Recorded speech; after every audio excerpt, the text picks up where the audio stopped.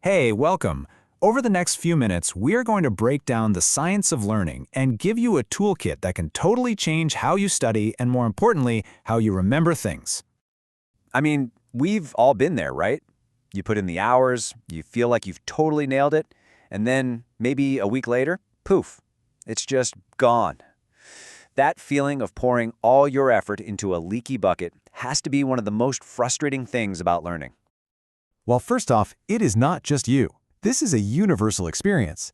That steep drop-off in what you remember actually has a name. It's called the forgetting curve, and it was discovered way back in 1885 by a psychologist named Hermann Ebbinghaus. He showed that our brains aren't broken. They're actually designed to be really efficient at letting go of information. So here's our game plan for this explainer. First, we're going to really understand this forgetting problem. Then, we'll look at why our common study habits often make things worse. After that, we'll build a scientific toolkit for learning that actually works. And finally, I'll show you how to put it all together into a really powerful system. All right, let's dive into this first part. Because to solve a problem, you've really got to understand why it's happening in the first place. And it turns out, our brains aren't faulty, they're just incredibly efficient, which means they are literally built to forget. Yeah, this is the heart of what Ebbinghaus figured out. We lose new information at an exponential rate, like within hours and days, unless we do something to reinforce it. So the key isn't to prevent forgetting. That's impossible. The real trick is to strategically interrupt that process to make memories stick around for the long haul. And that right there brings us to a really crucial point. Most of us try to interrupt that curve using methods that feel productive, but are, scientifically speaking, pretty ineffective. We fall into this trap called the illusion of knowing. Okay, so look at this. On the left, you've got your classic passive study methods. Highlighting everything in sight, rereading your notes over and over. It feels good, right? Because the material starts to look really familiar. But here's the trap. Familiarity is not the same as understanding. Now on the right, you have active study. This is where you force your brain to retrieve information. It's harder for sure, but that struggle is what actually builds the strong neural pathways you need for real long-term memory. In fact, the research points to a whole bunch of these common mistakes. Rereading, as we've seen, is one of the worst offenders. Cramming everything the night before, awful for long-term memory. Trying to revise with music that has lyrics, that actually interferes with your brain's ability to process information. And a huge one that people forget, not getting enough sleep. That's when your brain does all the heavy lifting of consolidating those memories. This quote from Mortimer Adler just hits the nail on the head. It's so true. If you can't pull an idea out of your own head and explain it simply, you haven't really learned it yet. That act of explaining, that's the bridge from just being familiar with something to truly knowing it. All right, enough about the problem. Let's get to the good stuff, the solution. We're moving on to a scientific toolkit full of high-impact techniques that will help you actually learn and remember. Okay, the first and honestly the single most powerful tool in our entire kit is active recall. Think of it like a workout for your brain. Instead of just passively looking at the information again, you are forcing yourself to pull it out from deep inside your memory. And every single time you do that, you make that memory stronger. And get this, the results are absolutely staggering. Studies have found that students using active recall can boost their performance by up to 30% compared to those who just reread material.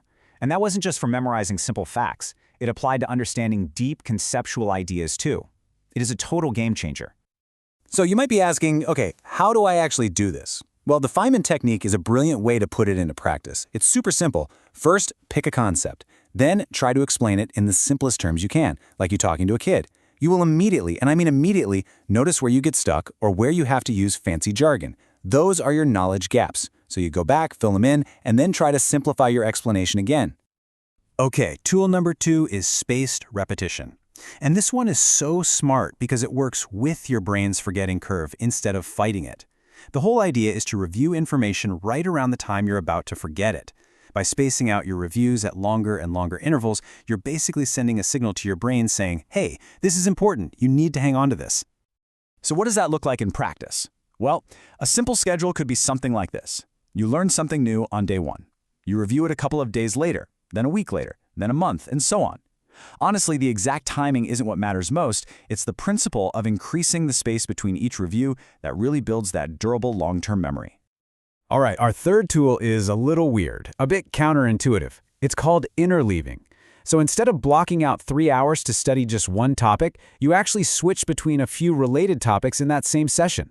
Now, I'll be honest, it feels harder. Your performance in the short term might even seem a little worse. But this right here shows you why it's so much better in the long run. Block practice, studying one thing at a time, feels productive, but you're often just flexing your short-term memory. Interleaving forces your brain to constantly load and reload different concepts, and by doing that, you start to see the connections and the differences between them, which leads to a much deeper, more flexible understanding of the whole subject. So here's the really crucial part. These aren't just a few random tricks to try. They're powerful tools that you need to combine into a consistent, personal learning system.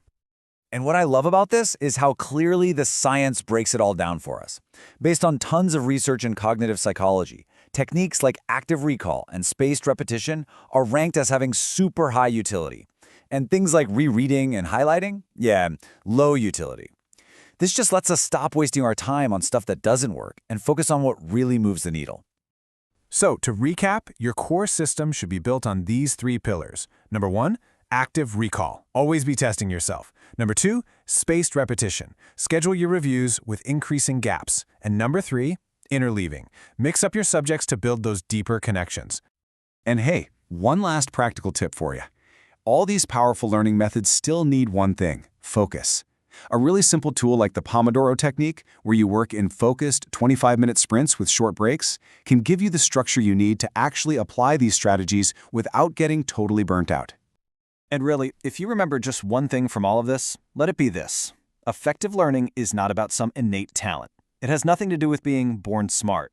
It's a skill. It is a process. And just like any other skill, it can be learned and mastered by literally anyone who is willing to use the right tools. So, I want to leave you with a question to think about. After everything we've just covered, what is the one single thing you are going to change about how you learn, starting today? Because turning this knowledge into action, well, that's the first and most important step.